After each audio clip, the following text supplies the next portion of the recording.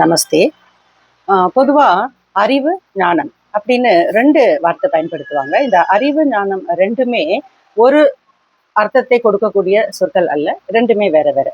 அறிவு என்பது இங்கிலீஷ்ல நாலேஜ், ஞானம் என்பது விஸ்டம் அப்படின்னு சொல்லுவாங்க. சரி, அறிவு என்பது அறியப்படுவது, அது 5 புலன்களுக்கு உட்பட்ட விஷயம்.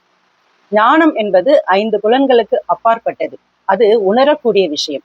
மீண்டும் உரைக்கிறேன், அறிவு என்பது அறியக்கூடியது, ஞானம் என்பது உணரக்கூடியது.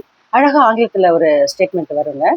தி beautiful things are seen with naked eyes, but the most beautiful things are felt with heart. So அதுல ஒன்றுதான் இந்த இறைநிலையை அடையிறது கூட அது மாதிரி விஷயங்கள்ல தான் வருங்க. இப்போ இன்னொன்னு, இந்த ஒரு மனிதருக்கு அறிவு இருக்கு, ஞானம் இல்லை, அது அவனுக்கு பெயர் படித்த முட்டாள். சரி, ஒரு மனிதனுக்கு அறிவு அவ்வளவாக இல்லை, ஆனால் ஞானம் இருக்கிறது, நிறைய இருக்கிறது, அந்த நபருக்கு பெயர் படிக்காத மேதை. சரி, இந்த அறிவுங்கிறத என்ன சொல்லலாம் அப்படின்னு கேட்டிங்கன்னா, அது வந்து external science, external technology and external mechanism.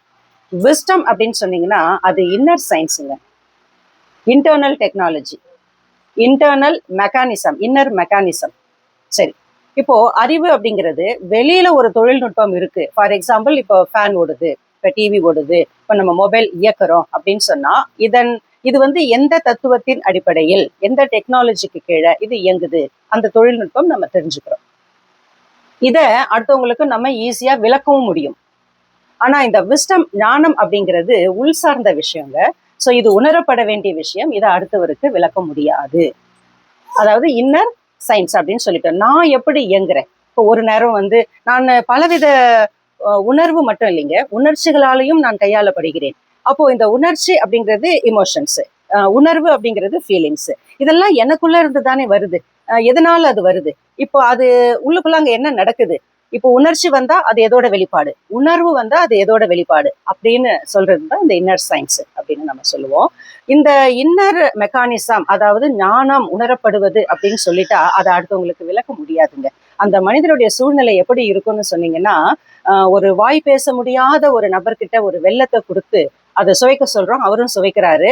ஐயா, இந்த சுவை எப்படி இருந்தது, கொஞ்சம் சொல்லுங்களேன் அப்படின்னு கேட்டா அவரால் விளக்க முடியாதுங்க. அதுதான் அந்த ஞானம். இப்போ ஒரு முக்கியமான விஷயம் என்ன தெரியுமா, இந்த அறிவும் இந்த ஞானமும் பெற்றுக்கொள்கிற, பெறப்படுகிற ஒரு இடம் ஒன்று இருக்குங்க. அதுக்கு பெயர் என்ன தெரியுமா? கல்வி, எஜுகேஷன். நன்றி. மீண்டும் அடுத்த சந்திப்பில் சிந்திப்போம்.